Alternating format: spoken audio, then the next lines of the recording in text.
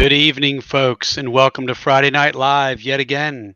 Here we are. I believe this is the first Friday Night Live in November of 2025, and you are here with us, and we very much appreciate you joining us. We are getting ever closer to the convention. As the days tick away, the excitement grows. And as always, we have the page crew here this evening. Ron, Ed, and Jenn. Jenn's back with us. Last week she was not able to be with us for our Halloween episode. Yeah, no, I was sorry to miss it, but I watched from the car on the way home, so can't miss my mom's birthday. Yeah. Your priorities are clearly all messed up. Oh, yeah, goodness. I know. Yeah. I'll try harder next. Mom's a Halloween baby. She sure is. Okay. I got to see all the little kids in costumes. They were so cute. Yeah. Same in my neighborhood. So, all right. Well, hopefully everyone had a good week. The clocks are turned back. It is now darker than ever, and I'm okay with that. I like when it gets dark early. Maybe I'm a weirdo, but it gets us closer to the holidays, and it gets us closer to Paige. So that's what we're here to talk about. And we have two guests this evening, familiar faces. And we're going to talk about some really interesting things. And Ron, without further ado, I think maybe we should bring at least one of them on. Well, they kind of go together for what we're doing tonight, so we're going to bring them both on. Bring them both on. That would be the ever effervescent Chet Minton, and what adjective can we give Jenn Glazar?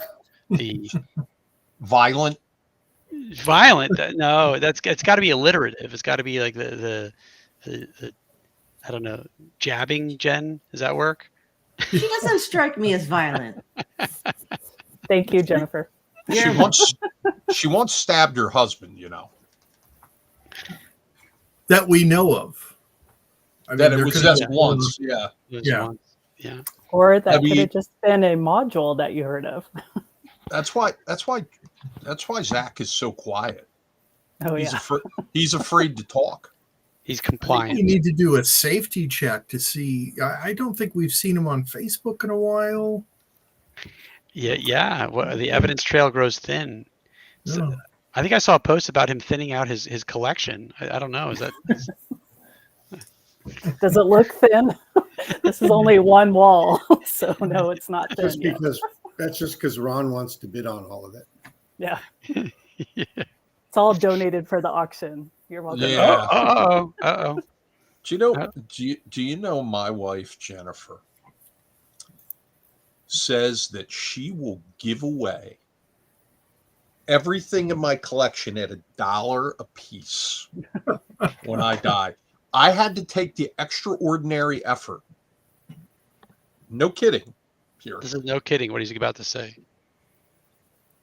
I have entered into an agreement and a reciprocal agreement with Ryan Morgan, an attorney, that because his wife will do the same thing, and we're such big collectors that it's written up that I will go and take custody of his collection and sell it on behalf of the family, and vice versa, to make sure that we're both getting maximum value for what we have if we pass away. So this is like the having the best friend clear your browser history.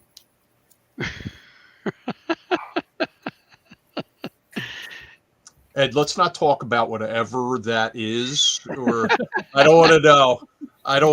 That it sounds like laws are being broken. It's just all the auction sites. Yeah, auction. Yeah. That's, Well, I have a that's book of people I'm supposed to call when Zach passes on who wants what. So I should just put sticky notes on stuff. It would make it a lot quicker for me. But I do like the dollar idea. I did a garage sale for my parents that way one time. 'Cause my dad's like, I want you to sell. I am not a morning person, so I just put $1 on everything. My dad comes out. He's like, what are you doing? I'm like, you told me to sell everything. So props to your Jen. Sounds like a brilliant idea. so Yeah. guys, we brought you on, and Phil, I'm going to let you lead this interview, but you're looking at, between myself and Chet and Jen, you're looking at the Orange Cat Games team that is producing a Kickstarter right now, and will be producing additional stuff in the future. So shoot away there, Philberto. All right. Well, there you go, folks. There's the company insignia. It is an orange cat with a D20 and a very wizard-like regalia on there, and a mean meow meow face. But why don't we talk a little bit about the impetus behind the creation of Orange Cat Games? What was the impetus? Because it was something was spurred on by this, right?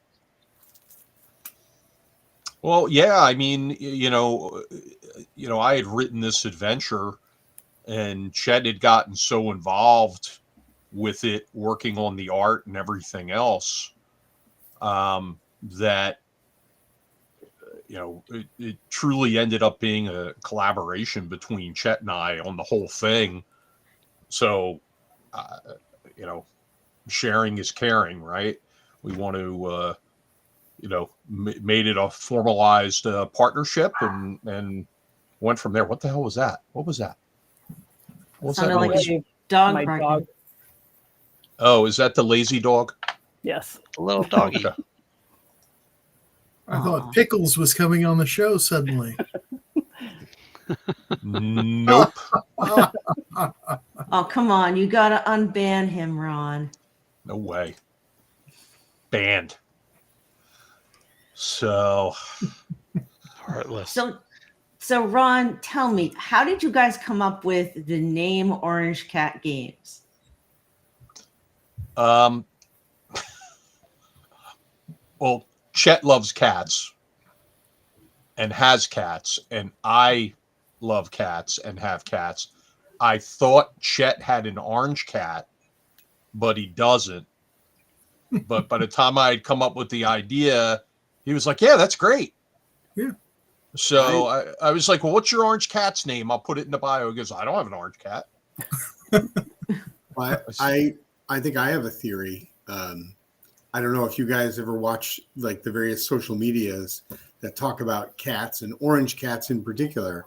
The orange cats are supposed to be among the strangest of the cats, generally trying to seek out the one good brain cell that they share between them. So maybe it's because the Orange Cat Games is a little crazy, a little more nutso than most other cats. Chet, why does the cat only have one tooth? I don't know. I just thought it would look fun that way. Oh, he must come. Wait, there's a saying. He must come from Maine, because there's a joke going around my family that, like, we know all the people with one tooth.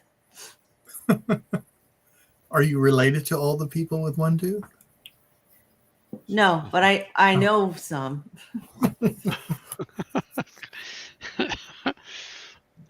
Well, there are certain parts of New England that are like that. Yeah, I think there's certain parts of everywhere it's like that. Yeah, exactly. Yeah. Yeah. Yeah. I know, it's Yeah. a nice anime thing. It's the cute little fang that you see. Now, Yeah. Now, somebody said Mr. Blawface. I don't know who that is. Mr. Blawface. He says that the Orange Cat Games logo needs to be a shirt. It does need to be a shirt. Well, in the next week or so, it should be arriving at your door, Ron. What? in the next week or so, the T-shirt will be arriving at your door. I've already taken care of that. Oh, wow. Yeah.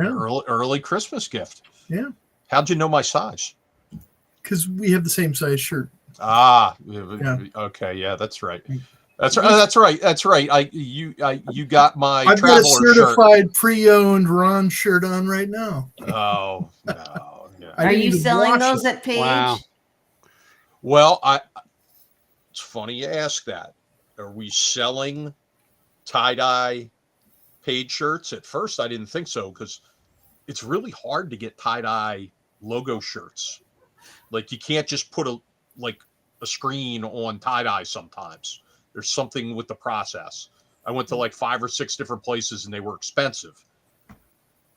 So we have 2 t-shirt people, one in Pittsburgh and one in Delaware.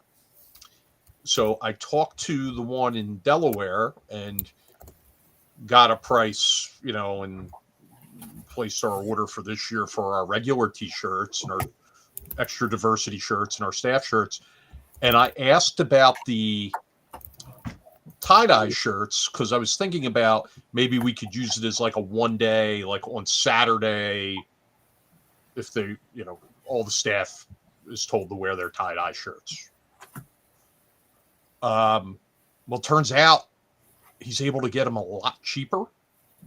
So, we'll be able to sell them in like the $25 range, which isn't terrible. For a tie-dye shirt, that's actually cheap. Yeah, so we're going to be somewhere between $25 and $30 on them if we sell them. Cool. And maybe that'll be we'll start a little tradition this year of you're really cool if you have a tie-dye shirt, or you're really cool if you have a gold Page medallion, Ed. Oh, I didn't know we were telling people about that yet. Oh, Well, I guess we're revealing it. It's a little secret, right? Yeah. I was just wondering if maybe you guys could get me a line art version of your logo. Sure. I could do that with that too, probably.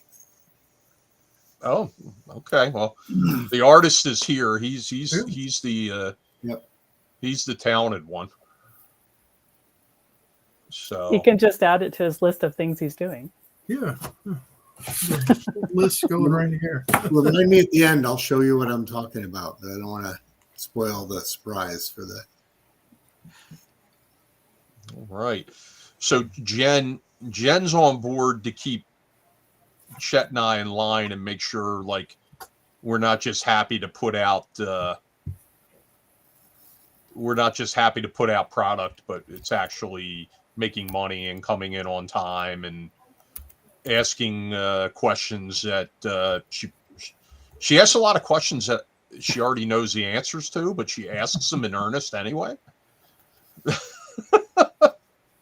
Just double That's check. good. That will keep you guys in line. It's sort of the question like, have you done this yet? And the answer is always no. What do what's your cost factor on the resin? She had a lot of difficult questions, but I think we had it all covered. I think we're all good to go there. So, now Jen, you're also involved in the new company with Zach, right? Correct. That's called Parallel Dimensions Gaming. Okay. And it's Edwin Nagy, Casey Christopherson, Jeff Harkness, and Zach. They're the founding partners of this new RPG company that they just love gaming, and they want to produce the things they want to produce, but they also want to help other creative people bring stuff out there. And Zach and Skeeter Green, they used to do seminars about how to get started in the industry. And that's one thing is the indie population, they need help getting it out there. And that's what they want to do. They want to keep producing games that they want to play. They also want to help others produce games they want to play, but also get it out to the gaming community, Right. so you can keep rolling that die. That's awesome. Hey, I have to be the one who always reminds people, but we've talked about a couple of really great things. Somebody post me some websites, some links to the Kickstarter, links to the website. We can put them in chat for people. So I'm sure that people are interested in seeing more about all this stuff. Did you mention Kickstarter? Yeah.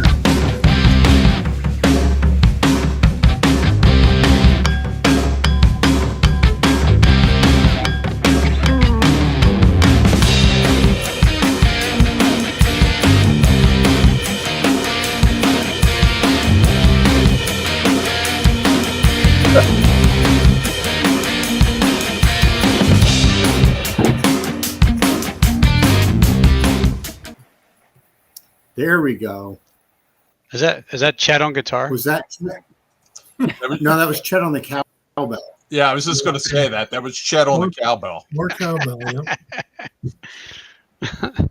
Okay, so for those of us who can't see what you just showed on the video, when is the Kickstarter? Soon. It's soon, right? But yeah, hopefully So we we're can going post to some of these be links in chat. That was really nice. we're nice going to little be teaser there. launching sometime in, well, Jen, you know some dates. When do you think we're going to be launching that? We're going to be launching mid-December, and this Ooh. Kickstarter is going to go through the whole weekend of page 3. So you can talk to any of us at page 3, and we'll have some goodies to show at page 3. But I highly suggest you get into the Kickstarter early when we launch in mid-December. And Cool. we've got a few followers already for the Kickstarter, over 170, and yeah, it's not terrible for our first shot. And people were steadily a few a day checking in on that. And Now, for those of us who bought one of your signed 100 copies, mhm. Correct. what can we expect? You said there was going to be an expansion of the module? Yeah, there's some different things going on with the Kickstarter, and I don't know how much we want to give away now until it's all formally announced. But some of the other features are pretty cool that the Kickstarter version has. One, it's a different cover and different things inside. Two, there's different levels that you can check in at. And I don't know, Chet, you want to talk about any of those? Sure, yeah. We're going to expand it where you can. One of the big ones is going to be minis for all the pre-generated characters that we've already designed. That's going to be one of the really cool ones. There's also going to be a fold-out isometric map that will be able to be displayed to the players and assist the dungeon master with the dungeon itself. And I don't know how much more you want to say, Ron. We have a lot of goodies planned. Yeah. And we have some things we hadn't planned on stretch goals, but I haven't even talked to really Jen or Chet about this, but I think there's an opportunity for a stretch goal to include a second adventure from like a partner company. So we'll talk about that more, when it launches. But over the next few weeks, we're going to be dribbling out dribs and drabs, like, up close looks at the miniatures and things like that, and some artwork, and we're pretty pleased with all the different options that you have. Those pictures of the minis looked very nice. Where are you getting your?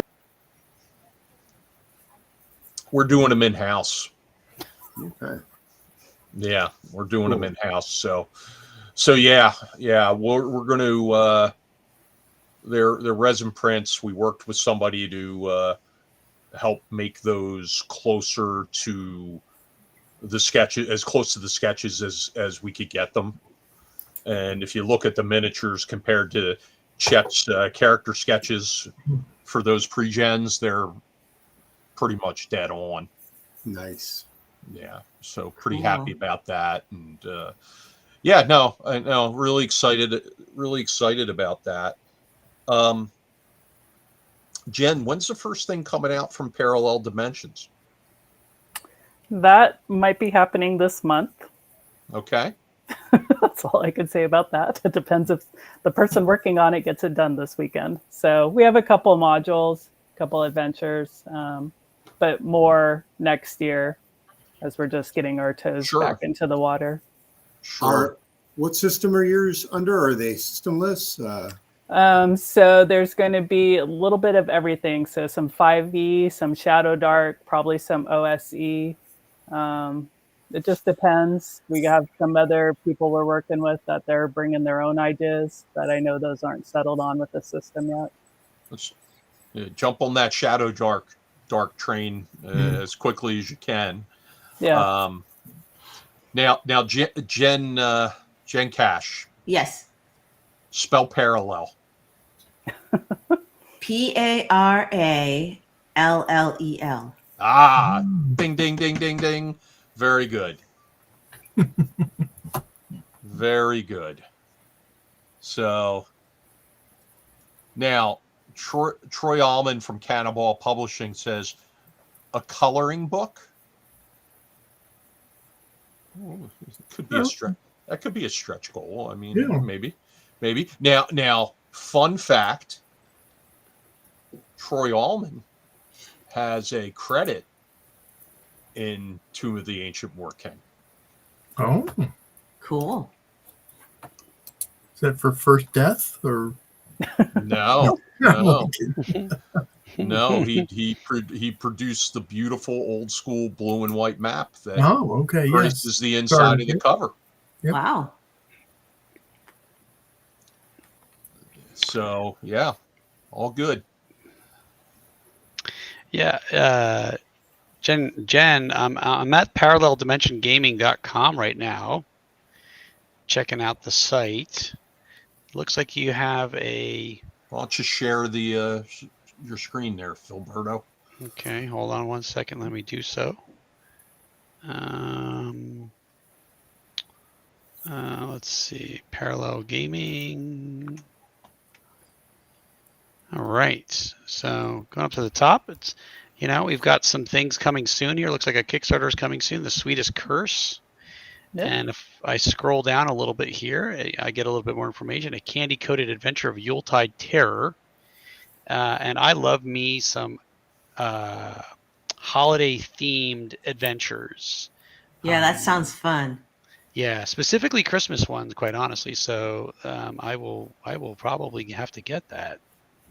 And then let's see if we keep going here. Fear in Fallowdale looks like another 5e compatible adventure coming. So we've got some things in the pipeline. We see our team here. There's Zach. There's Jeff Harkness, Edwin Nagy, and Casey Christopherson right there. So the partners of the company. So looks like this is going to be, we've got some OSE and 5e compatible and Shadow Dark potential ideas or products coming down the pipeline. And a free adventure coming soon. So anyone out there that wants to take advantage of a free adventure, you're going to want to bookmark this page, and you're going to want to go out to Facebook. Of course, it looks like here there is a little bit of Facebook link here in the upper right hand corner of the landing page that you're going to want to go there, and you're going to want to follow, and I'm sure it's going to be updated frequently with all the news that'll be coming out from Parallel Dimension Gaming. Yep. Thank you. That is such a cool name. I'm always fascinated with like how people come up with the names of their companies. So how did Parallel Dimensions come about? Like, how did you decide on that particular name?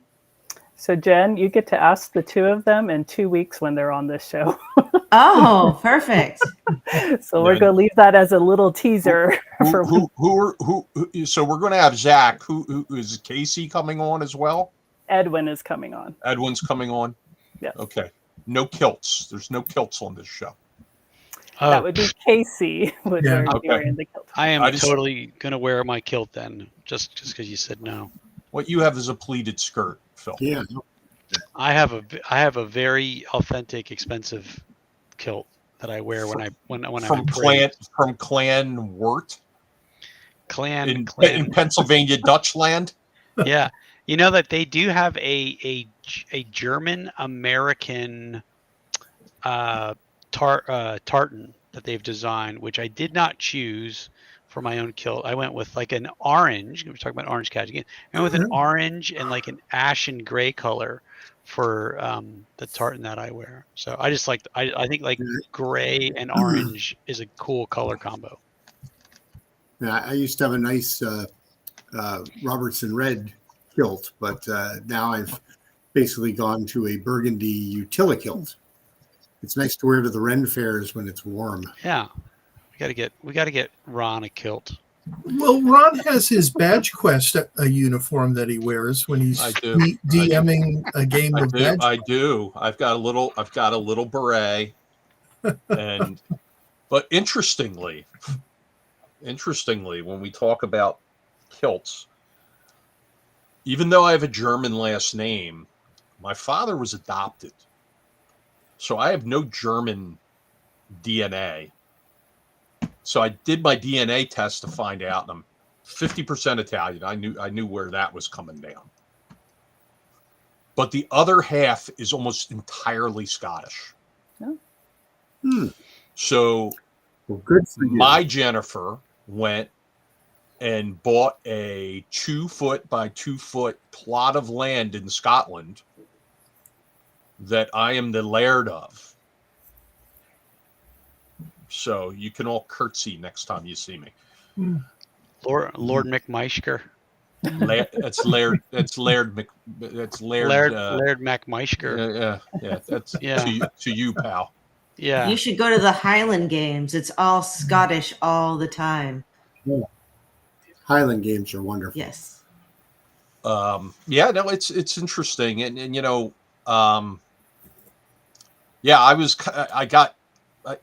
I didn't know what the DNA test was going to come back, but when it came back Scottish, I was like, oh, geez. You know, spent a lot of time in my life making fun of the Scottish. So maybe all the staff should be wearing kilts at page 3. no. No. I want to see you in Tie-dye kilts. costume. There you go. Okay. Hey, Who wants to see Jake Madden wearing a kilt? I think you should wear the Girl Scout uniform that you used for Badge Quest. uniform. Yeah. If you're going to Ooh. propose it, spell it right. hey, I might just have to bring my kilt to Paige just for giggles and grins. Yeah. Oh, do it. Do it. Yeah. You got to wear it with your tie-dye shirt. We'll all have Yeah, kilts yeah. on that day. Sure. Mhm. Yeah. As the Can we have caber tossing? That'll be in the fun. parking Well, lot. Yeah. And instead of the Philly cheesecake dinner, we're going to have haggis.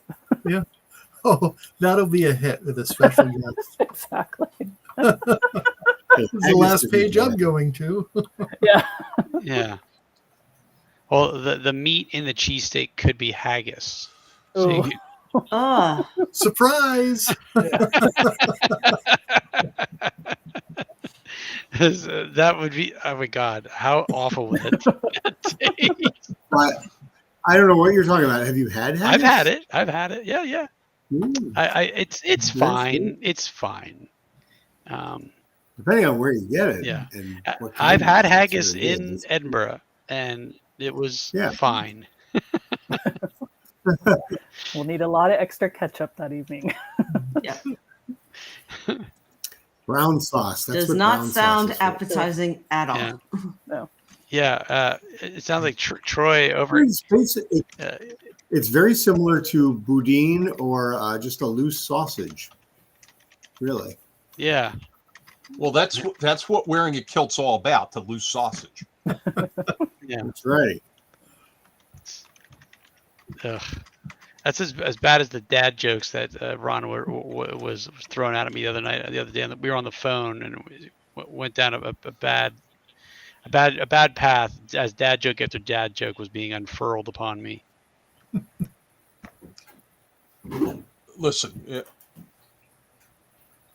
do you know when you make Irish chili, you can only have a maximum of 239 beans in it? Why is that? Because one more would be too farty.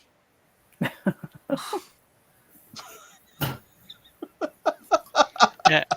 If you want to sign off right now, if anybody wants to sign off right now, please feel free. I got to show you guys something I made that I want to bring to Yeah. page. I saw your post. Yeah, There, it was lit up. Yeah. that's cool. What is that? It's just a wizard staff. I 3D printed, painted, and lit it up. Oh, that's cool. Looks good. I saw that. It's not quite done yet. Got a couple of other things to do with it, but So the yeah, I don't the know. lighting The it kilt changes space- color. Uh-oh. Oh. Frozen. Uh-oh. Frozen Ed. He cast his staff spell. He cast a spell exploded. on himself. Yeah. Yeah. He didn't know what he was. He's playing. Yeah, he's, currently. Yeah, there it is. You can set it Yeah. up. There You you got are. He's two- back. yes. He's It got back. Yeah. too farty. Yeah, so yeah, you could set it on one color, or you can have it ever changing. It uses a remote, which is nice. All right. So Oh, you don't have to mess with it. Wow. That's cool. But yeah, it's just a little project I was working on. So Yeah. I show it off. Walk around with your kilt and that. That's right. Yeah. The plan. Asking where the haggis meal is. My goodness.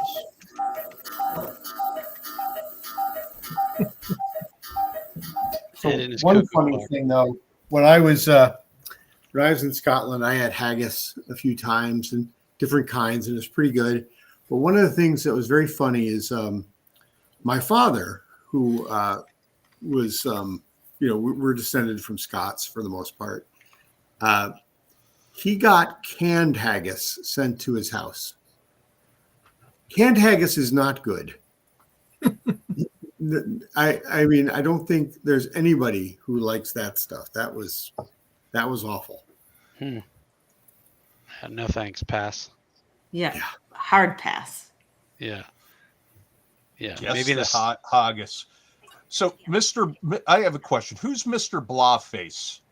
He can't reveal himself. We need to get him to reveal himself. I don't know. If I was Mr. Blobface, I'd stay incognito.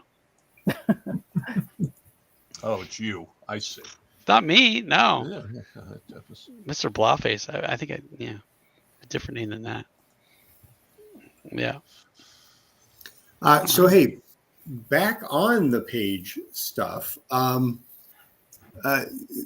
Jen, what do you have planned at Page? What's your schedule look like? Which Jen are you talking about? The one whose schedule I don't know. So both of us. No, you. So my schedule is not finalized yet. Mhm.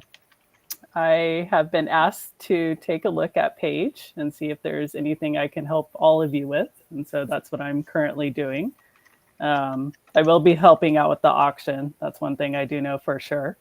Mhm. And I might be helping you with getting all the autographs from all the special guests for some of the items that are going into the auction. So I don't know if that's been finalized or not yet. That'd be good. We can wrangle them. So Track are you them. gonna have a special outfit for helping out with the auction? Yeah. Because I know you do the Devlet outfit at North Texas. Maybe they need to get you a cheesesteak outfit to wear at Page. So I was thinking cheesesteak or maybe a pickle, so I Yeah. can represent Oh, Mr. pickles, too. Pickles.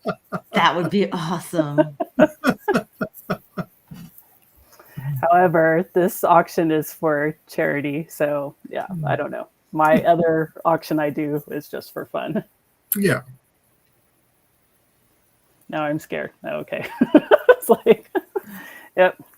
It's that's my partner in crime, Northwest Jenn and I. And that picture was from 2 years ago at the midnight auction. It's very cool. Oh, he's putting up more. Yep. That was actually my first year as a Devilette, that picture there. With Fuzzy, Bad Mike, Satan. You guys had leather outfits this year, right? That was black last leather? year. Oh, that was last year? Yeah. Yep. So the funny thing about me being a Devilette, Zach had said that Bad Mike needed some assistance showing the items that were being auctioned off and if I would become a Devilette. So wasn't really sure what I was getting into. My very first year, and I don't want to give a lot of things away if you have not attended the midnight auction. So we have a behind the screen where we stand before we come out to make our showtime. And I turn to my right and Bad Mike's brother, Rob, is standing there in a Speedo. I'm just looking at this and I'm like, is this what usually occurs at the midnight auction? So yeah, that was my introduction to the midnight auction as a man in a Speedo. Well, I can assure everyone I will not be seen in a Speedo while auctioneering the page auction ever. But you could be in a kilt. No, I will not be in a kilt. I will not be in a kilt. I will not be in a Speedo. No. Blow up no. T-Rex. I think he should be a Philly cheesesteak.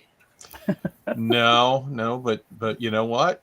But it's for charity. You never know what you're going to see at Page. And speaking Pickles. We're going to see pickles. We are definitely not going to see pickles at Page. Listen, we'll have to see a lot of charity donations before pickles will be allowed in Page. She pooped on the floor, and her owner stepped in it. Did I ever mention this before? He ground it into the carpet, ground it in like that. Yes, everybody goes. Yeah, everyone poops. We're like, it was right where I was running. No, it was right where my table was for the big dice swap meet we have at Page. We have a huge dice swap meet for dice collectors, and he ground it in right there. And I'm like, "You're making my dice stink. No one's gonna want them." So it's not good. It's not good. Poor Pickles. He doesn't know. He doesn't know any better. Well, he's a she. Okay, she doesn't know any better. Well, she should. Well, it's not so much the dog as the owner being responsible for that. That's right. Now, speaking of the charity auction, man, oh man, do we have a packed list of stuff already on tap for this. We've got 77 announced items, and there's, we're going to be well into the 130, 140 range when it's all done. But I mean, just a few of these things, Chet has been working with all his other artist pals. They do, they do secret rituals and stuff at some of these conventions. I actually stumbled into a secret ritual where, it was revealed that Chris Arneson is actually Jeff Easley's biological son. So there can be no doubt of that. But he's been working with all the other artists who are coming to Page, except for Charles Urbach, and everybody else who's coming to Page who's an artist is drawing on the artboard. So they're doing little sketches. They're beautiful, and they're signing them, and that will be one of our auction items. And it looks fantastic so far. Who's actually put their work on there so far, Chet? So far, we've got Jeff D. We've got his partner Manda. We have Chris Arneson. we have myself. I think Stan did something. Oh didn't yeah, he? Stan. Yeah, Ed brought Stan over to my table, and he was able to work on that at Gamehole. Yeah. I think that's everybody so far. I was trying to bring it to the different conventions to have people work on it. And you've got Darlene. Yeah. Chet. She'll be doing a nice calligraphy naming on the board itself. She didn't want to draw; she just wanted to sign it. That's what she does for the other board at other cons. If she can do calligraphy, we have to get her to finish the artwork, the Jeff D artwork, where he didn't actually do the calligraphy across the banner on the top. He left it blank because he was afraid he was going to mess it up.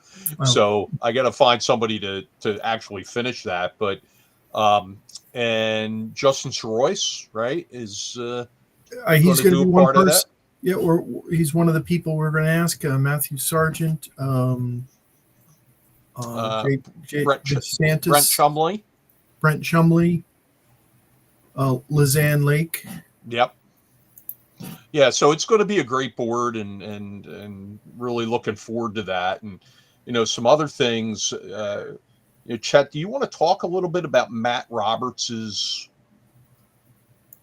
style of poster? Because sure.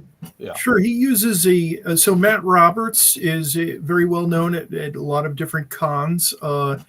He started doing charity posters for different conventions, most notably North Texas. He works in a 60s, 70s vintage art poster style. He's done various posters for a lot of different cons: Total Con, Rising Phoenix, North Texas, Gamehole, and these raise thousands and thousands of dollars. So he asked Ron if Ron would like to have one for Paige, and of course Ron was like, "Sure, we'd love to have that." Yeah. So we got to see the rough draft of it just about a week or two ago. Nice. Right around Gamehole, we saw it.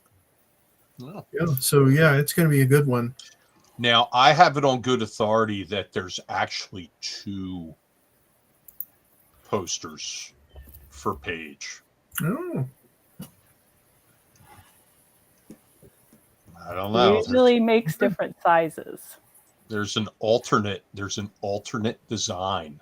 Oh, I did not hear about this. That's cool. Okay. Are you going to reveal it? You look like you're about to pull a rabbit out of the hat. No, I'm gonna let the rabbit simmer in the stew, just like from Fatal Attraction. Fatal Attraction. That's right. I was almost gonna. Thanks for saving me. I was about to say Basic Instinct. So that's a different rabbit. What? I see. There we go.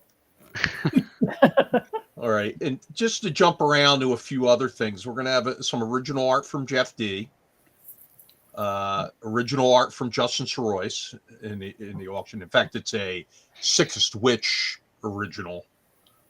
Kind of getting away from the art. We've got some experiences that are going to be involved.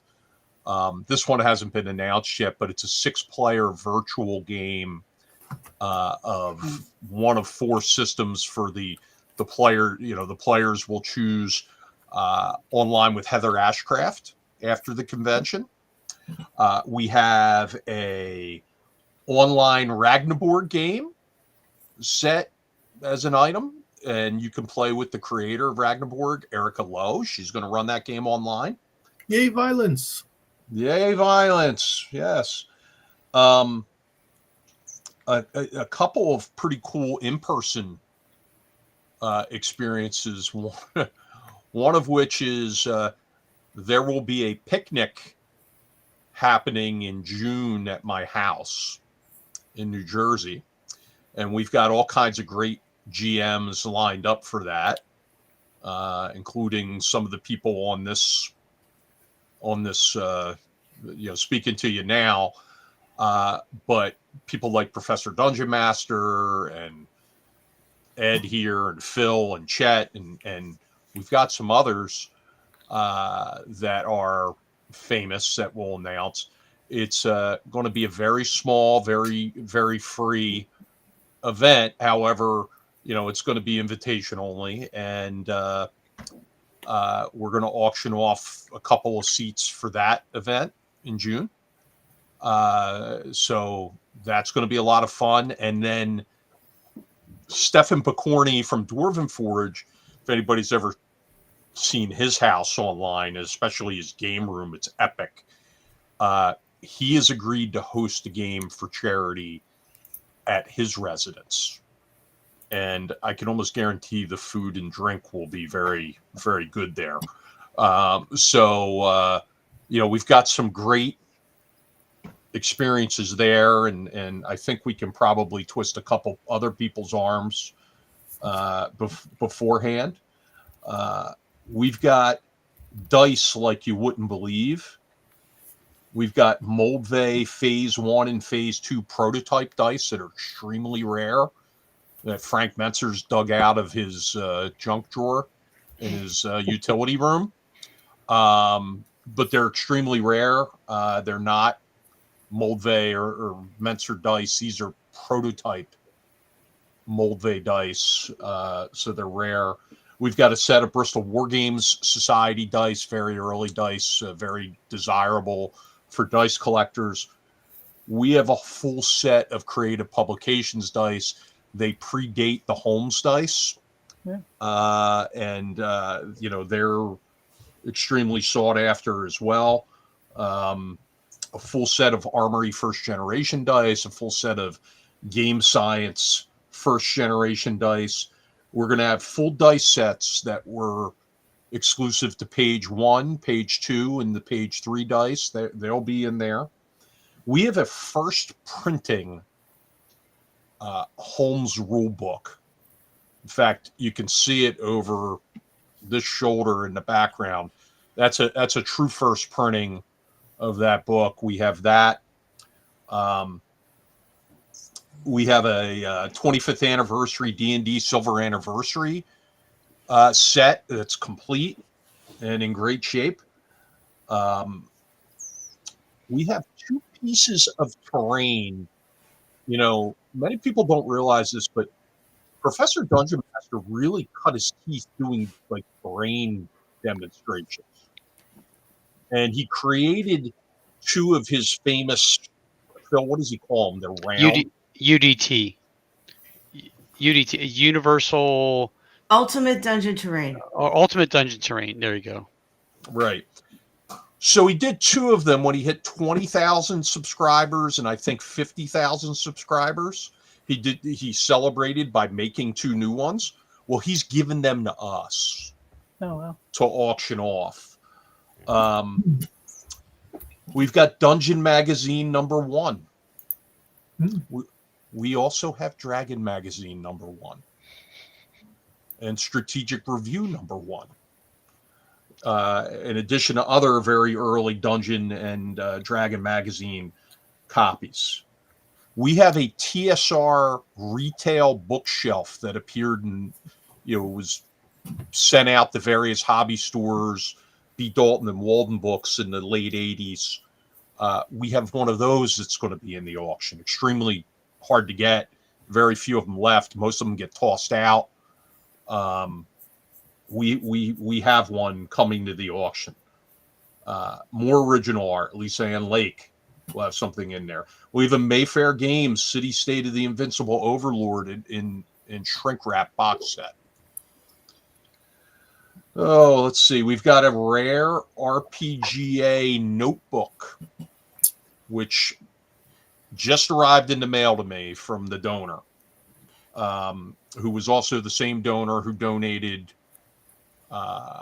the Gen Con tournament versions of Needle last year that went for $8,000 in our auction to Bill Meinhardt through Jennifer here, who's, but Ian Clark donated an RPGA notebook that I really haven't seen before, and I haven't opened the package yet. It's actually sitting here next to me, which off camera that you can't see. I was going to open it up afterwards. Ooh, wait. Huh? You should do a reveal now. Yeah. Okay. Well, And like Phil can also reveal all his goodies he got this week too. Oh yeah, well, they're not here with me now, but yeah, all of a sudden, all my Kickstarters are like fulfilling all at once. It's very weird. It's like every day it's like a different package of stuff I kickstarted 2 years ago, and I barely remember. Here it is. Isn't that the best when you Yes. yeah. Yes, it is. You get Kickstarters, you're like, oh, I forgot I even Yeah. backed this one. Yep. Yeah. Yes, exactly.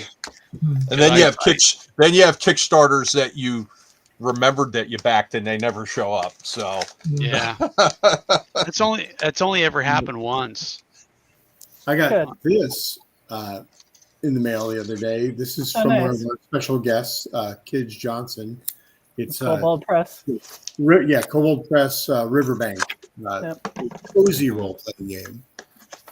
Kidge will be running that at the show. Nice. Yeah, I got a Kickstarter survey today that I totally forgot I had backed. So, yep. Yeah. The only thing worse is if you buy like a humble bundle or a bundle of holding package and then downloading like 50 plus PDFs to try to like organize them so you can find them again. Yeah. Oh like yeah, the PDFs are, and you know, listen, I love Bill Barsh and Paysetter and Bill and Ben. I love those guys. But the subscription thing that they do, where they just randomly send you stuff as you know, they make these little bundles, it's really confusing. Well, we'll have to yell at Bill the next time we see him. So this is a 1983 RPGA notebook. Wow. And I believe it's got, and I'm going to pull this out. I don't have chicken grease on my fingers. It's got different artwork on every page. Or no, it's got so many pages, and then the artwork changes in the color of, the color of the pad changes. Cool. So it's, you just don't see these. I don't, you know, it's, I don't know who did this art. I'll have to look at it, but this is a very cool item. I expect it'll go for a fair amount of money. Very excited about that and the money that's going to raise. We have a complete run of Fight On magazine to date, which if you haven't read Fight On magazine, if you like old school stuff, it is primo. We have Gooey Cube's any award-winning Darkhaven set signed by all the members of the team. Oh, nice. Cool. Okay. We have the Lost Abbey of Calthonaway, which is from Phoenix Games, sought after by collectors. In fact, I was just able to put a copy in Tom Wilson's hands that he had been looking for. That you know, we spoke about Bad Mike earlier. Bad Mike forgot to bid on it for him last year at Game Hold On. But you know, I took care of Tom. I got him squared away. I saw one in a game store and I grabbed it up. We're going to have a bunch of Frank Mentzer signed stuff, including a copy of the Temple of Elemental Evil. We have a signed Jeff Easley poster print that from Leo Gerald donated that. Oh, we're going to have his son sign it too? We can.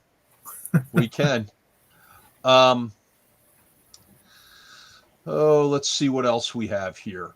We have, you know, the MPC action play sets that came out from TSR. This is when they were crossing over into the modeling world. We have an MPC action play set. It's the Dungeon Invaders set, where they took Grenadier miniatures and they basically cast them in plastic, and it's got like a plastic terrain. They're very cool. This one happened to belong to Jim Ward, and he painted it. Oh wow! Terribly, but it's painted. But it's got a certificate of authenticity, and it's very cool. Stephen Reeder, who's a great friend of the convention, he donated that. Just as he donated a beautiful diorama, which I do not have out here in the page office. It's in the house for safekeeping, of an elf maiden standing along the edge of a pond as I guess you'd call it a pegacorn. It's like a unicorn and Pegasus. Oh, yes. Okay. It's beautiful. Settle down there, Jen. That's an interesting description. It's a PG rated show. It's a PG rated show. The other Jen is drinking now. Water. Oh, sure. Lies. It's water. Lie. It's Hennessy. No, it's sparkling water. I'm sure. Well, I know Phil was passing the torch back to you, Jen, this week, so don't let us down. Yeah. I had some beers last week. I feel confident I have a Jen drinking image that I can pop up on my screen. I just can't. Oh, is that the one from tonight? No, but some other really cool stuff, and then we'll move off of this, and we'll talk about more of it next week. We're going to have one of the limited edition Philly cheesesteak plushies. We will have. This is a very cool item. It's a TSR editing department copy of Ghost Tower of Inverness. Oh, jeez. That Alan has signed, which I think is a pretty cool item. We have a St. Regis 3-ring D&D binder from 1981. Very difficult to find. This item was of this next item I'm going to talk about had a lot of value, and then it kind of went away. The Castle Wolf Moon Cataract module. There were 100 of them. It was tied up in a lawsuit, and now there was an apology issued by one of the parties, and so now more will be in print, I guess. But I'm told the new ones will look different than the old ones. But Chris Clark donated that. He's here somewhere. I'm sure he's hiding, and he's probably Mr. Blawface. That's who. Oh no, there he is. He's Inner City Game Designs. I was gonna say I'm pretty sure that's not Mr. Blawface. But Mr. Blawface says they're getting a plushie. Oh well, we can break that down pretty easy.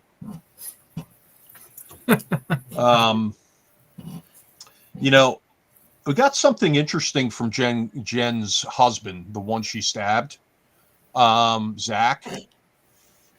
He donated a Buffy the Vampire Slayer hardcover core rulebook.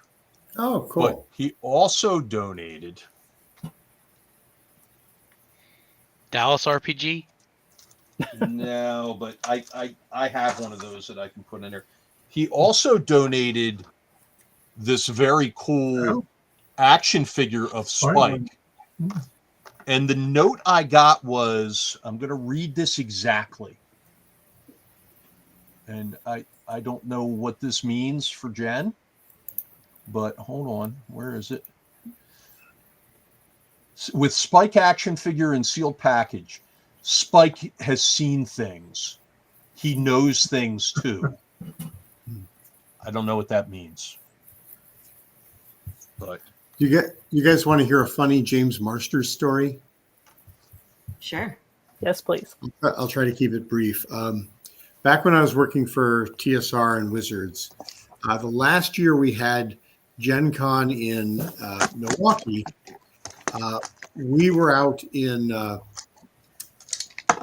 Seattle. We'd just been acquired, and so we had to fly in, which was a bit different for us. We used to just drive to the convention, and I worked with a woman named Sue Wineline, who was in charge of like the special guests and everything. And she had arranged for James Marsters to come out, and he wasn't going to be able to be there for all of Gen Con because they were doing shooting. But he was going to be there the first night and and part of the first day, and that was it. So he's going to do a seminar and a signing the night before Gen Con actually started. So he's flying out from LA, and his plane keeps getting delayed. And so we're talking to him on the phone, and he's like, well, I guess I won't check into the hotel. I'll come right to the convention center and I'll do the seminar. And it's like, well, can you guys push the seminar back at all? Because it's getting delayed. And so basically the seminar, which was supposed to start at 5, ended up starting at about 7. He came in right from the airport. And, it's supposed to be over at that point. He's supposed to go to a special guest dinner and everything. But he comes in. He stayed until they kicked us out of the exhibit hall, until like 10 o'clock. And then he walked out onto the street outside the Mecca Convention Center and kept talking to people and kept signing autographs until people were ready to go. So we're standing out there in the dark under the streetlights. My wife, Jill, was a big fan of James Marsters, and she was there. And so she got to talk to him and everything. But it was just very cool. And the thing was, he had to get up at like 6 o'clock in the morning the next day just to fly back to LA. Wow, he must have been tired. He was exhausted, but he was great. I mean, he was only supposed to be doing a 2-hour thing. He ended up being there for like 3 or 4 hours. And we basically just got him back to his hotel. He crashed, and we got him back to the airport the next morning. So, Nice. Oh, what a great guy. yeah. all right, we have a question from the crowd about the Buffy the Vampire Slayer core rulebook. Of all the cool stuff in this auction, we have a question about Buffy the Vampire Slayer. So this is a first printing from 2002. Yes, that's Sarah Michelle Gellar. That's the one I have. I don't think that's a bra. I think it's braless. We got Allison there. We've got David Brands, who's from Philadelphia. Interesting fun fact. His father, and Ed and Phil, you may know this, is Jim O'Brien. Really? No. The guy who took over for Dave, the other weathercaster for Action News. Dave. He just retired. Anyway. I don't know. Yeah. This is a first printing from 2002. So there you go. And one other cool thing, and then we'll save some more for next week. We have an art print / poster. David Murphy. What? David Murphy. The news guy. Yeah. It's not David Murphy. It's okay. I'll see if I can find it now. It's right. It's before David Murphy. Okay. All right. Why, did you just look it up? Yeah, I'm trying here. Yeah. He was there for 31 years. I didn't know David Murphy was a meteorologist. I thought he was a newscaster. David, longtime meteorologist and reporter for 6 ABC Action News. Retired in 2021. And David Baran's father? Dave Roberts. Dave Roberts. There you go. That's who it was. Okay. Dave Roberts is his father, and he was with, yeah. Anyway, we have number 31 out of 100. The cover art that was utilized in the 1977 Games Workshop UK version of the D&D rules. There were 100 of these like print posters issued by the artist John Blanche, and he signed it, and it's got a COA. So that's a very interesting item as well. So we will get further into it as we go, but that's that's good coverage there on the auction. So Yeah, sounds like a lot of good stuff in there. Yeah. oh, we've got Chris Clark with us. Hi, Chris. Chris is such a great guy. He really is. Salt of the earth right there. Really have enjoyed chatting with him at a couple conventions recently, hanging out with him. What and his family. Have you been in one of his games that he's run? Oh, I highly suggest it. His inner city games are so fun. I own,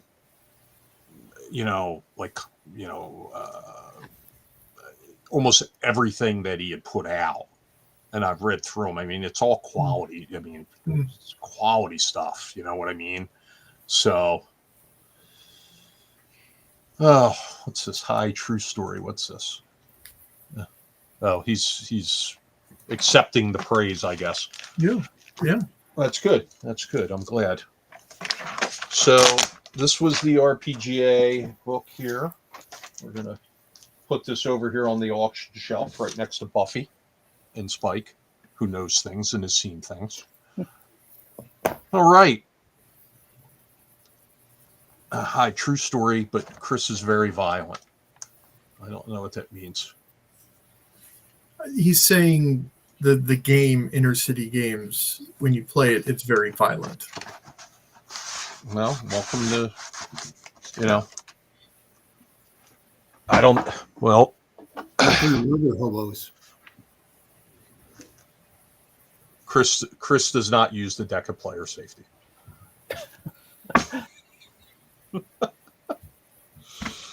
All right. So what other questions do we have from the group here? Do we have any questions here for our guests, Jen and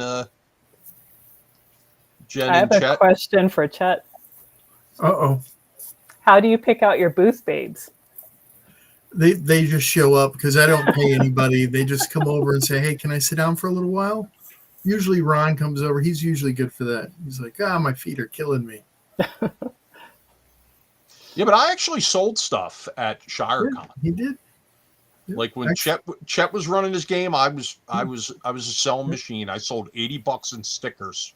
Or I they, bought Price. or I they bought decals. of Chet's at Game Hall for a friend of mine. She really appreciated it. It was funny. She'd been over at his booth admiring some stuff, and she didn't tell me what she wanted, but I went over and got something I thought she'd like, and she said, that's exactly the one I was looking at.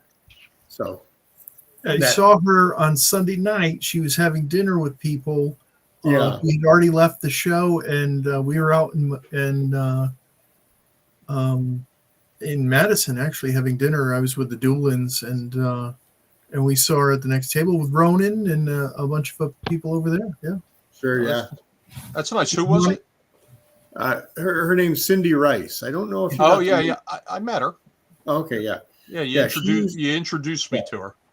Yeah, she was a longtime TSR Wizards staffer, and then She Monty Cook on to Hollywood.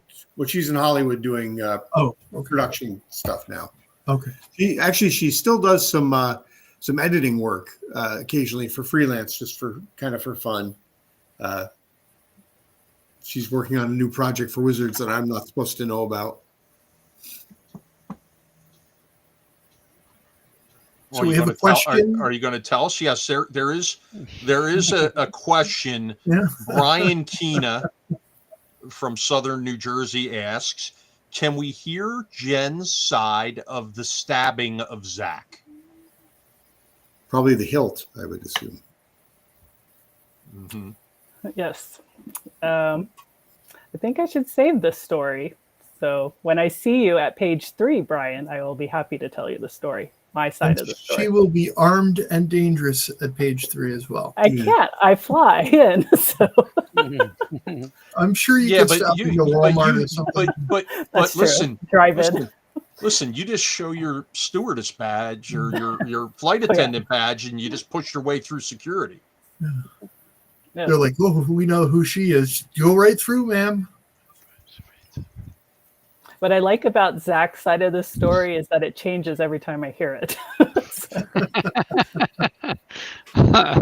Does he become more and more the victim?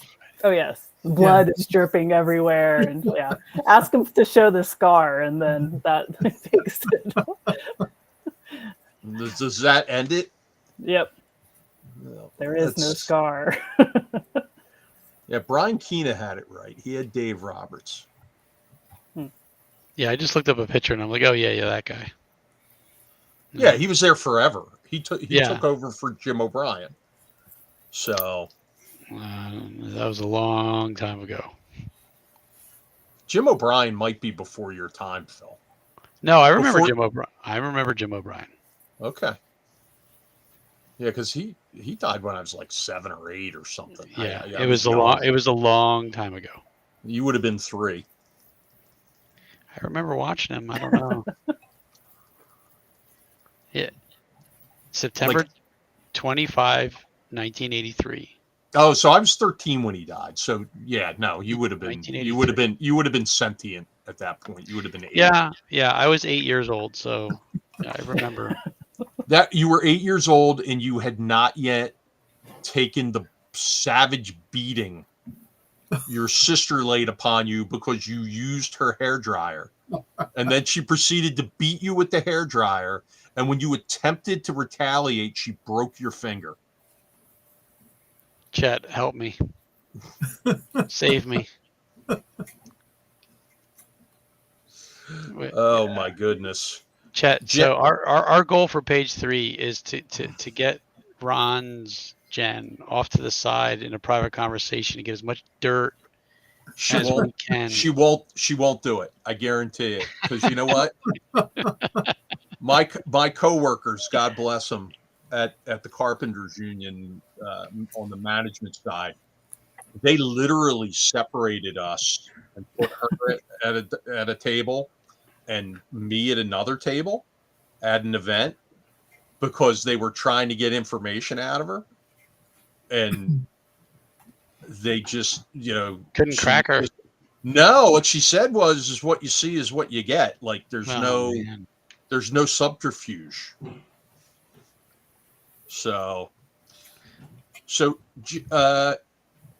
Jennifer Cash, Yes. what questions do you have for our folks here?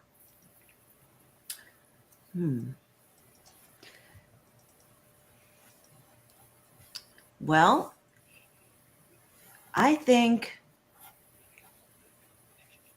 Jen, One you're thing supposed to be the prepared one. Come on. I It's know. all the alcohol she's been drinking. It's been a week, let me tell you. Something that I was wondering, Chet, I bought a Total Con mug this year. Was Yep. that your artwork on the mug? Yes. Everything I sell has my artwork on it. Otherwise, it doesn't really make sense to sell it. Yeah. I thought Yeah. that was you. Yeah. Yeah, I remember Um, you and your husband came. Yep. I believe you got that at Rising Phoenix. Nope, because No? it says Total Con. Oh, is it? Oh, the Total Con Cup? I did not do. I did not Okay. do. Yeah. Why didn't they use you to do the cup? What's going on? I don't know. What's going on? Do I need to talk to those guys? I did it. I'm doing it for this upcoming year. Okay. No.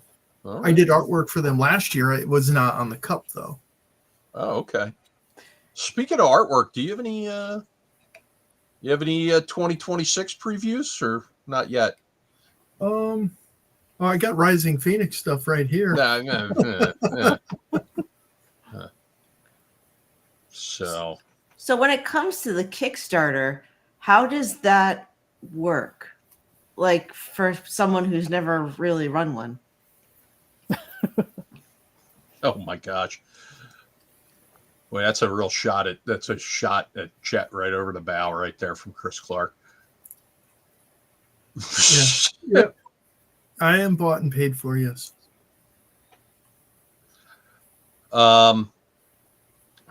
Jen, you want to answer the Kickstarter question? As far as like putting it together, Jen, or like? Yeah, like what's the process?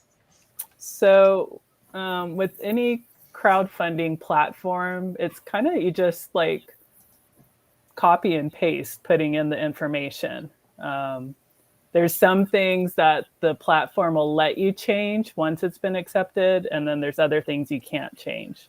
So basically just having like a idea of what you want to show people, but things have changed throughout the years. Like, oh, I don't even know now. You guys might have a better idea. Probably 15, 20 years ago, when people would do Kickstarter, it was to get their idea off the ground. They might not have necessarily had it completed or even written, where that burns some people, which we heard earlier tonight. Like, some people have not received their Kickstarter rewards. So now a lot of backers, they won't back something unless it is done, or if you do have a history of making products. So that's kind of changed. And so what I like to tell people, if you're going to back somebody on Kickstarter, BackerKit, Indiegogo, you're helping a creator bring something to life.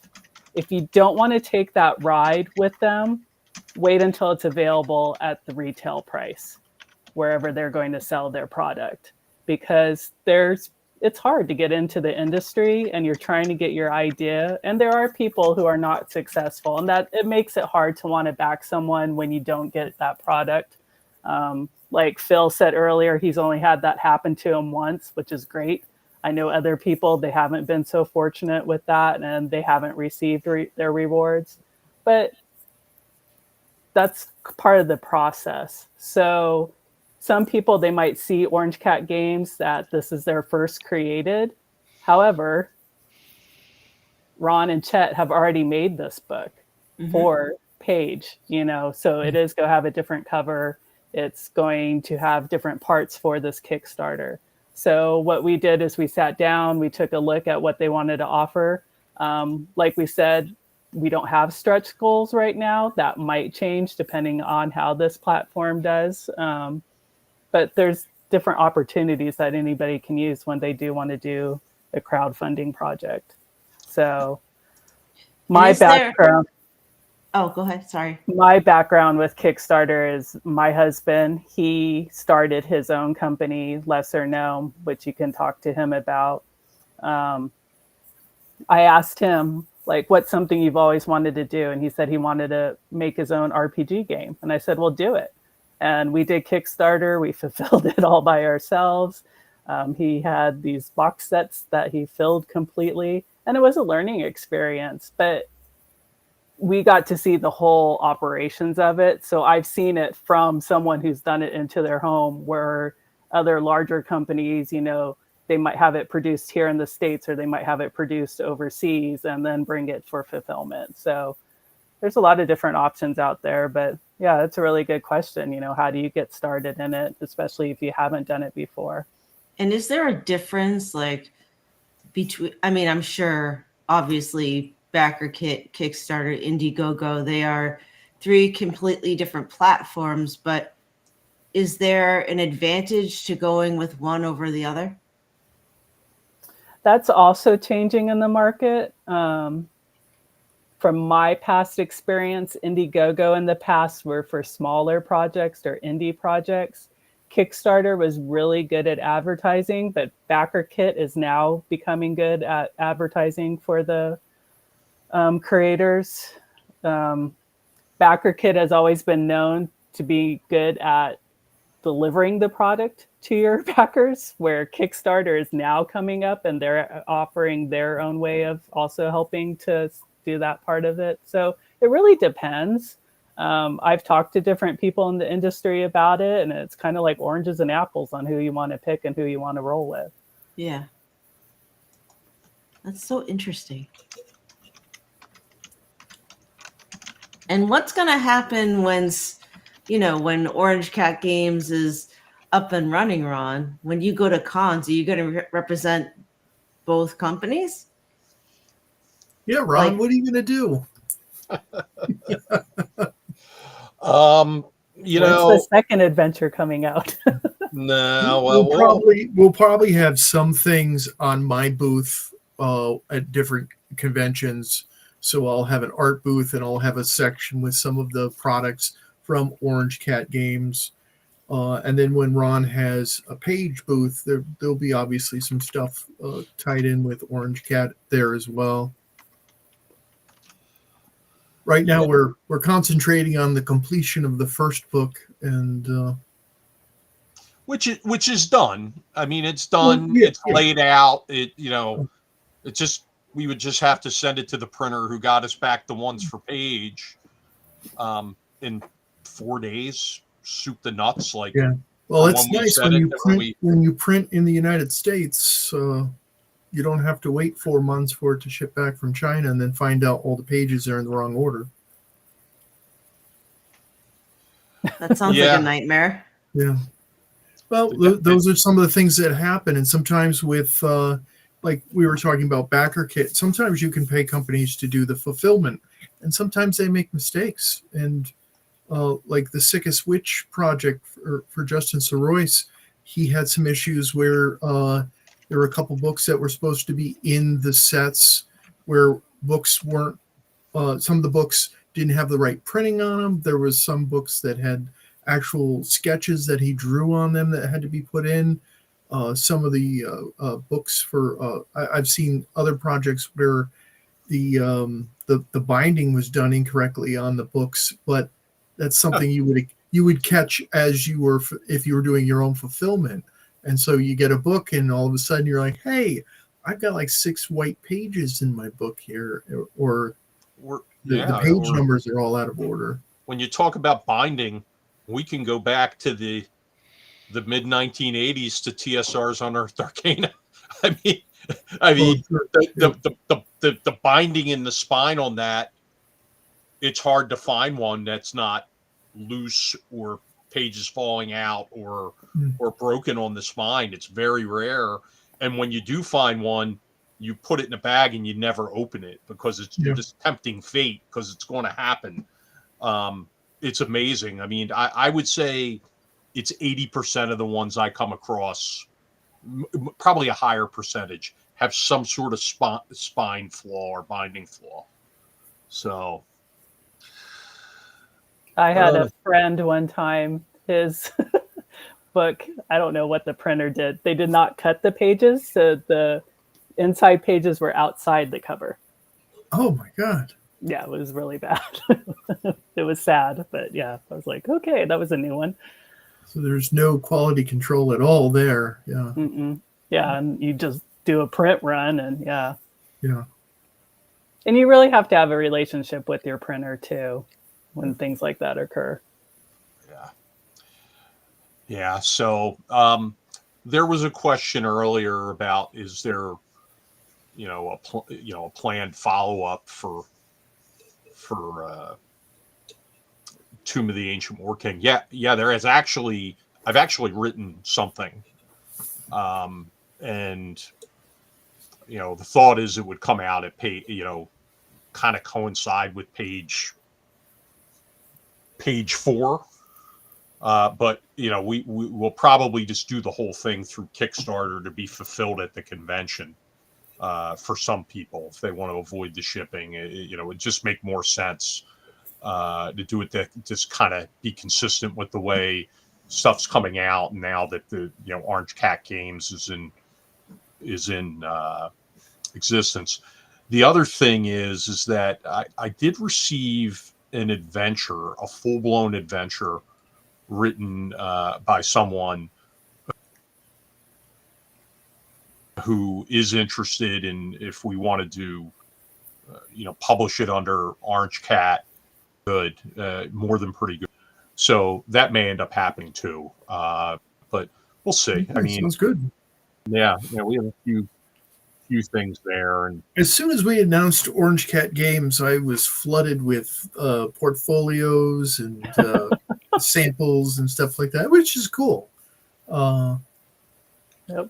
But yeah, it's kind of neat. They get the buzz out there, and people. I saw some of the great artwork we were getting. Yeah. Yeah, that at Chet's recommendation, yes.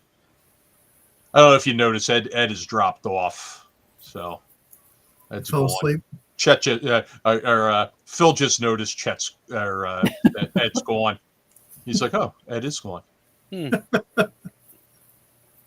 has to feed his cats. I guess. Here we have some people here talking about some Kickstarter stuff. We got and some Unearthed Arcana stuff. Chumley Morgan, who made a great donation to us today for the auction. Much appreciated. It's not yet on the auction list, but it's a 6 printing D&D collector's edition white box set, which is a great item that'll sell for quite a bit. Brian Keena says, I've got several copies of Unearthed Arcana. Or he says that's Oriental Adventures, Zoe. I think he means Unearthed Arcana.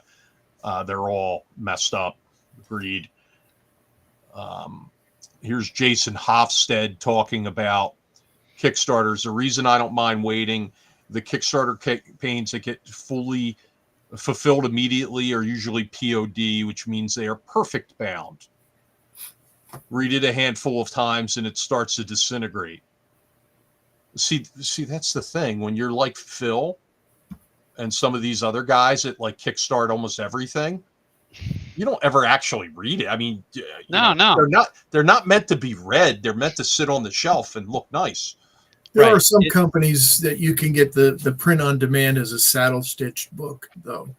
Yeah. No. Luckily, Chet, I hope you don't mind me telling this story. I don't think I'm telling anything out of school. I don't know which story you're telling. Not the one about the refrigerator and the leftovers. The story I'm telling is, Chet has a ton of experience in printing. He wasn't always an artist, or he was always an artist, or maybe he was just artistic and he wasn't an artist yet. I don't know where he transitioned from an artistic person to a third tier artist, but in the interim, he was working in the printing business. So when we started talking about printing this, he started throwing all this stuff at me about printing techniques and, we got to do it this way. It'll look good. And I know a place that can do that. And, blah, blah, blah, blah, blah. And let me tell you, these modules here behind me on this there, they came out perfect. They came out beautiful. I really like them. So, yeah, I was just talking to another place in Florida, and I'm getting samples of stuff from them, and they make some great hardbound books. So something down the road, we might use them for some hardbound stuff. Yeah, so I was in printing for about 25 years. So when I was going to school, I was going to school for art full-time, and then I was working full-time, and I got a job in printing because it went hand in hand. And I went to school for graphic design, and I also went to school for fine arts, so a dual focus. And when I finished school, I was doing so well in printing, and it was paying well, and I was like, oh, I'll just stick with this for now. And I used to go to conventions. I was trying to get into comic books, and I had some great feedback and possible opportunities, and then it just was kind of easy to stay in printing. And my wife and I, we weren't married at the time, but we bought a house, and was able to afford things, and I was like, I could push the art thing. And then a few years back, I had to leave my job in printing to take care of my parents for end of life. And I saw it as a new opportunity to, because I was already doing illustrations for a lot of different small press stuff for since about 2012 or something like that. I got picked up by R. Scott Taylor from Folio. He was also the art director for Gygax magazine. That was actually my first role-playing game publication that I got into. Was Gygax issue number 4. And so when I had to take care of my parents and I had to have actual make money and survive, I really had to figure out being a full-time freelance illustrator, and I was able to make it a success, and that's where I am now. Chet, let me ask you something. And I like to joke around. Everybody knows Sure, that. Of course, but yeah. but let me ask you, who's the more successful artist in your family? Because I believe your wife's an artist as well, right? Yeah, she's an artist, so she was classically trained. She went to Rhode Island School of Design, studied sculpture, but she was also a fabulous painter and does a lot of Conte. She doesn't do a lot of fine arts anymore. She has other different pursuits for creative outlets and stuff like that. And she's also a fabulous dancer also. She could have been a professional dancer if she really wanted to. And when you were working your way through college, were you like working in that kind of bar when you were there? Were you dancing? Were you up on the? No, I was not dancing. I was loading. Coming now to the center stage. Yeah. No. I was not a dancer. I'm not a good dancer. My wife wishes I would be more of a dancer, but that didn't happen. No, I was working third shift full time as a printer, and then during the day I was going to school and doing art. Wow. Yeah, and then sometimes sleeping. Only sometimes. Yeah. I fell asleep a couple times at work. Got in trouble. Really? Now we got a question for Chet. Chet, do you know of any places in the U.S. that can do DM screens? So that's something I've been looking into.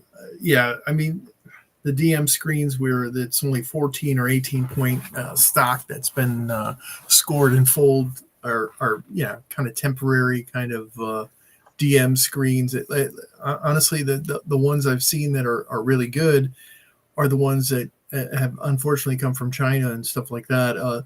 Essentially, what you have to do when you're making that is it's printed out on 2 large pieces of paper, and they run them through a machine that actually these boards, the cardboards drop down onto these glued side sheets, and then it goes through the machine and it glues the other side on, and then it gets scored and folded that way. And it's possible to do it in the United States. I used to see it done at a place I used to work at because they would make things that were similar to DM screens. It's just you're paying for the labor and the U.S. costs of things. So it's you end up paying like $25-$30 for a DM screen cost, for each piece, if you're because what are you doing? You're doing 100, 200 DM screens at most. So unless you're doing a huge, large quantity, it's hard to price out.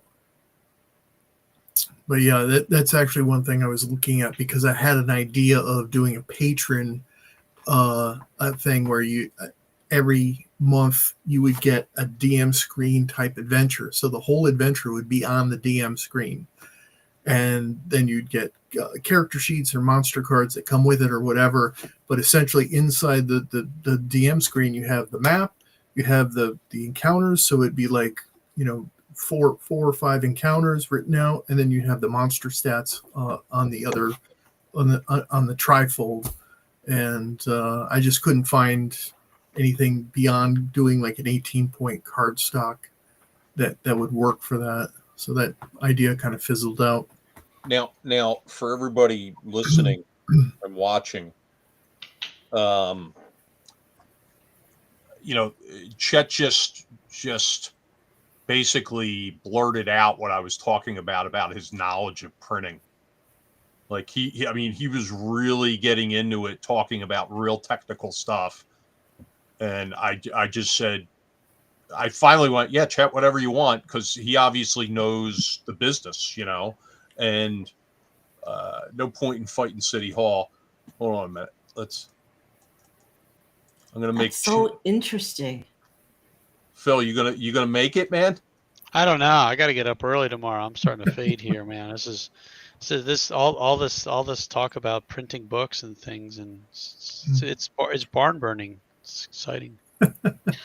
Well, all those years of experience really helped me to be a freelance illustrator, that to help people with their design and plotting out their thing, teaching people what trim is and what how much push out is going to be on a book based on the thickness and the type of paper they use. Well, and there's Troy Allman's news.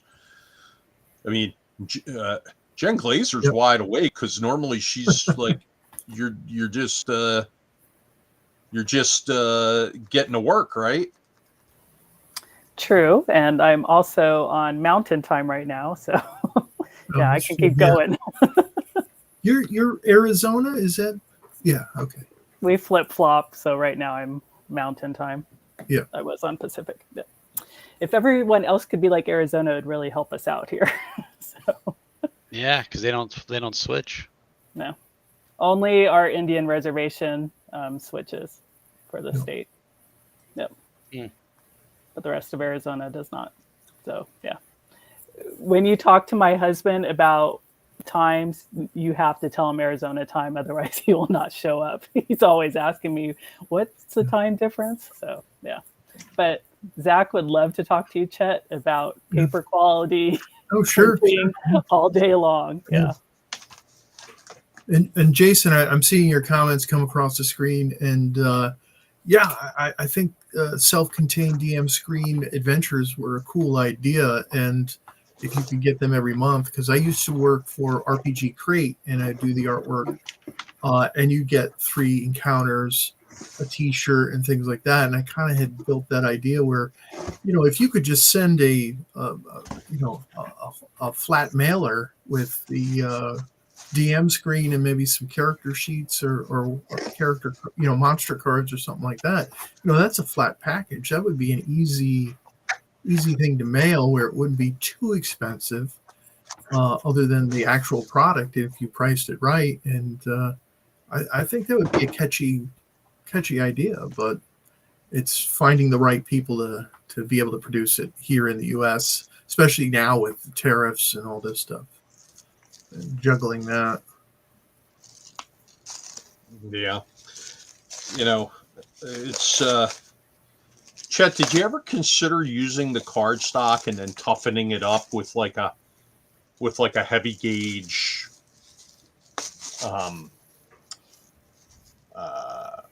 laminator sheet? There's actually like industrial glue that you could use, and I could actually make them, hand make them, each one of them. I would have to figure out the template design, and then hand make them. But then you're hand making them. Like what happens if you have 400 monthly subscribers? That would take 4 months to make each one. Each. Chet, you haven't been to my property, but I have all these outbuildings.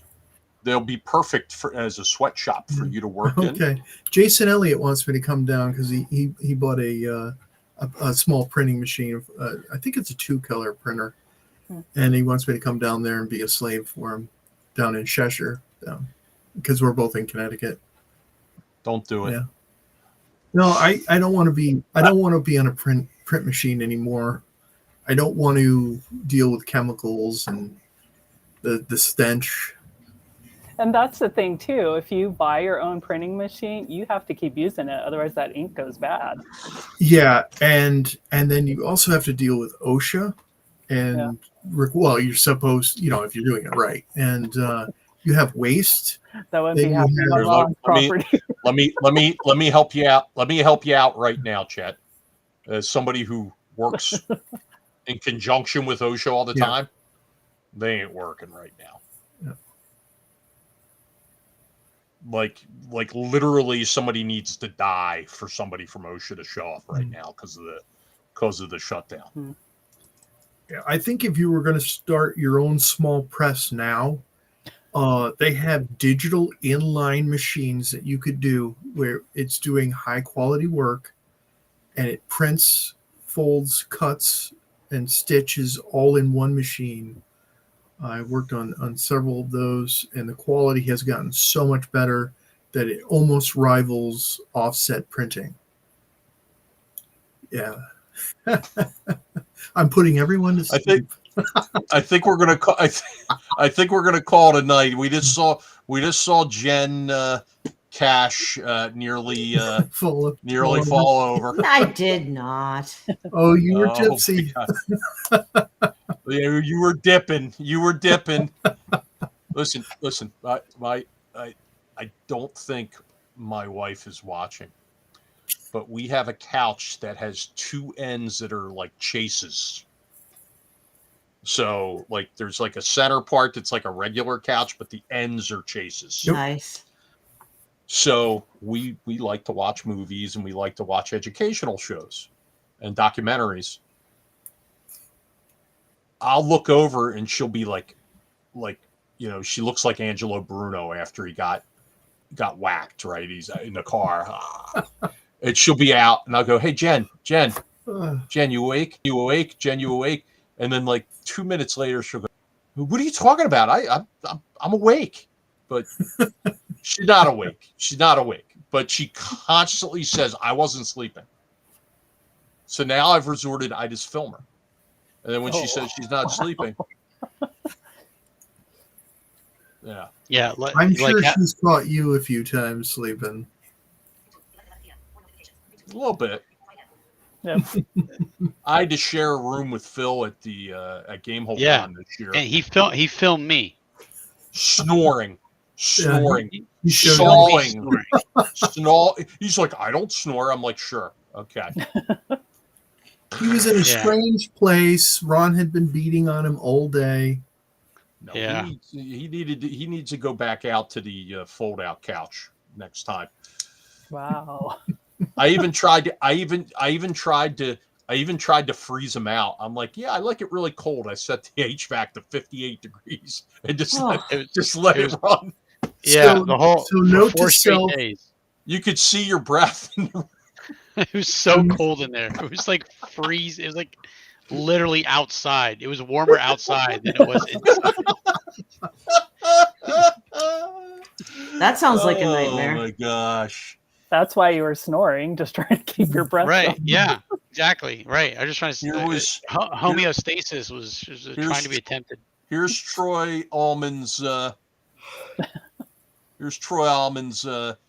He did a little subtitle when we had Jenn on the big screen when she said she wasn't nodding off, but she was clearly nodding off. He's got a bunch of Z's on the screen, more coffee. Sandman is kicking their asses. Yeah. All right. Well, any other questions for our guests? If not, we're going to have them stick with us just for another minute when we go through a couple of other things. I don't know what's going on here. I'm missing some stuff here. We're missing a bunch of stuff that disappeared off the screen. I don't know where it went, but I want to bring something up here. And we talked about this a little last week, but I do want to bring it up again now. Our friend Matt Ballant, who, for many years worked for Palladium Books, now's doing, he reprinted and came out with a new edition of Valley of the Pharaohs last year at Page. He's got some medical issues. Okay, he was laid off from his job when a project fell through, and he ended up having to go on Cobra right after he had started his chemotherapy, and he doesn't qualify for Medicare for a couple of months. And the situation is that, he's going to have to pay out quite a bit of money to maintain his chemo until that Medicare kicks in, to keep his benefits. So the real number here, the end number is, I believe it's $5,927 is what he's calculated he needs. You see he's up to $3,300. Thanks, Jen Cash, and thanks, Chet. I know you both made large donations. Gamer Assistance Program made a large donation as well. I made a donation. Phil made a donation. Ed made a donation. So, if we could get him closer to his goal, that would be great. He's one of the few people that have been a guest at Page since year one, and just look him up on GoFundMe, Matt Ballant, to continue his care, and anything anybody can do. We'd be grateful for that. And also, if we get him to the 5,900 mark, supposedly Pickles will be allowed to come back to Page and will be unbanned. I will pledge that now. Well, that's You video said that from last week. Yeah, you said that before. Yeah. Well, I'm not reliable. What do you want me to do? Okay, so my partner in Orange Cat Games is unreliable, Listen, and you never want to have him as a roommate at a con. Okay. No, I was as a roommate. I'm a good roommate. I was just, Phil last time. People while they're sleeping. Because he said he doesn't snore, and I told him if he snored, I was going to throw him out into the other side of the suite, and he'd be on the pull-out couch. And he said he doesn't snore, and then he was in there sawing wood. So, how about your snoring? You were snoring very deeply as well. Do you have any video evidence? Do you have any audio evidence? No. So it didn't happen. Because I'm a nice guy. Oh, okay.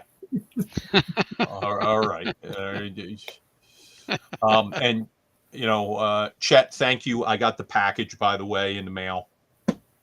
Oh yeah. The stuff I bought at Gamehole Con, and for folks that are planning on spending a lot of money in our auction or with the vendors or at our flea market, we're going to have a shipping station set up at Page. You can just walk right over. There will be packing supplies there. You'll pack your own boxes. We'll weigh it, and there will be a very nominal service fee, because obviously we're supplying the packing supplies, and we'll send the stuff back to your destination if you can't fit it in your suitcase. I know, I bought a lot of stuff at the last couple of conventions. In fact, at Gamehole Con last year, it was Bill Barsh who took the stuff with him. But, it took him 5 months to get it to me, with me banging on him every day about it. So. Well, you sent me about 3 or 4 messages. No, I didn't. Yeah, you did. No, I just said, hey, what I said was, give me the weight and the size, and I'll send you the shipping label. Yeah. Right. But, I wasn't complaining. I was just saying you sounded like you were complaining. But, I think Bill was keeping it as a gift. He didn't realize he was supposed to send it. Yeah. Who, Bill? Yeah. Listen, he doesn't realize he's supposed to send all kinds of things. Like, I was chasing him down. I've been waiting for something that he couldn't find, and it was 4 different copies of Deck of Many Things fanzines. Hmm. And the 4 numbered copies, I'm sitting in the Gamehole Con auction, and I see them coming across the block. So I'm texting it because I knew he was watching the auction. I'm like, these better not be the copies you owe me from 6 months ago. Oh, no. So he must have gotten his photocopier out and photocopied a few more because he's like, oh, I got a lot of those 4. I was like, really? The Deck of Many Things had such a wide-ranging print run? Hmm. So, yeah, I actually got them, though. He sent them to me.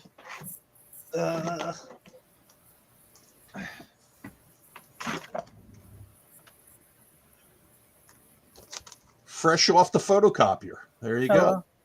Cool. It's a cool little fanzine. It's a very cool little fanzine. But yeah. All right. Well, Phil, do you have anything before you nod off?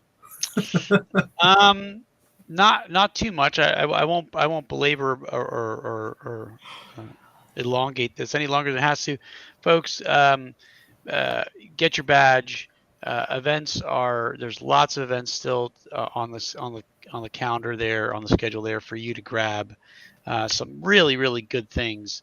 Other things are being leaked into the schedule still, just because the quality of it is just too good to turn away. So if you're diving in there looking for events, there's things that are getting snuck in there, and you want to make sure that you're looking for stuff. Search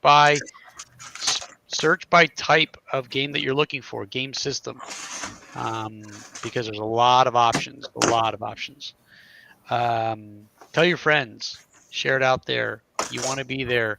First great big con of the new year. We kick off the new year every year with Paige. Set the tone for the year. You want to come on out, hang with the crew, hang with all of us. We're all going to be there, and get your merch. Go to the website, hit the drop down. It says get merch. Buy the plushie. Buy Levi Combs module. Get a pin. Get a t-shirt. Get a badge. With that, I've got nothing else to say other than adios, amigos. Phil was pre-gaming before this, too. He must have been hitting the beer a little bit. Yeah, no, I was driving in a car for 3 hours. Ooh. 3 hours. That's amateur hour. What are you talking about? I was driving all day. 5 game stores in 3 states. And I ended up getting into a little accident on the way home, which was terrible. No. Some truck hit a trash can and it flew up and it hit the front of my car. So off to the body shop we go.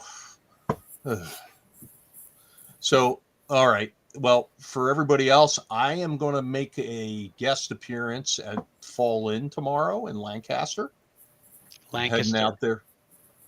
Lancaster? No, Lancaster is Bert's last name. Listen, I know you Amish people are very picky about that. Lancaster, Pennsylvania. Okay. Anyway, hold on. Let me help you out, Phil. I'm going to mute you. Drop him right now. I'm getting ready to mute Phil. Lancaster, Pennsylvania. There you go. He's gone. I'm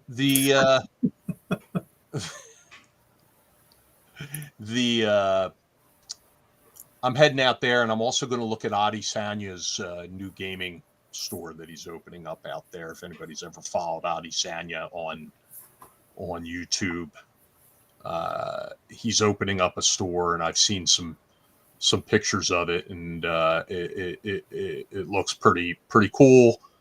And I told him I was going to be out there tomorrow, and he said, "Come to the store. He wants to show me what he's got cooking there." So I'm going to head out there. I'm going to see some of our vendors. I'm going to check out a few miniatures games, visit with Adi, and then hopefully be back by dinner time. So Sounds like fun. And then you can watch Jen fall asleep on the couch. I can. And All right. Well, Jen, Chet, as always, and Jennifer, Cash, you're falling asleep again on us. No, I'm still here. Somebody said Phil is sleep talking. Somebody's asking when the gaming barbecue is in June. That's a good question. Got to get on the invite list for that, and then you'll know. So I had to cancel a con. Well, remove my application for that con Ooh. on that same month. yeah. So, but we'll see. Knucklebones, send me a note on Facebook, and I'll see if I can. We'll talk about it. All right. Or you could bid on the ticket seat to get in. Well, that's why I'll reveal the date at that point. So I will tell you, Professor Dungeon Master will be there. Rich Baker will be there. Bill Slavicek will be there. Ed will be there. I'll be running games. Ed Lopez will be running games. We've got an all-star cast of people running games. Yeah, I'll be running my Shadow Dark module that I'm gonna self-publish next year. Nice. Cool. All right, and thank you everybody.